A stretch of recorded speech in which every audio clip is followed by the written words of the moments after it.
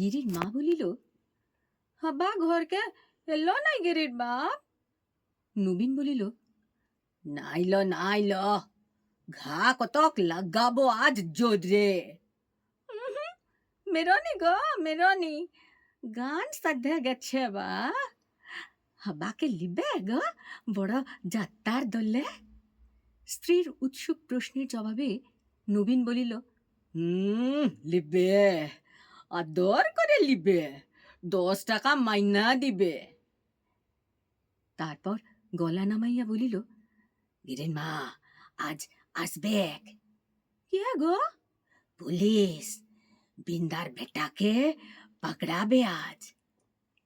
শুনলেন বাগদি পাড়ায় একটি রাত, মানিক বন্দ্যোপাধ্যায়ের গল্পের একটা ছোট্ট অংশ।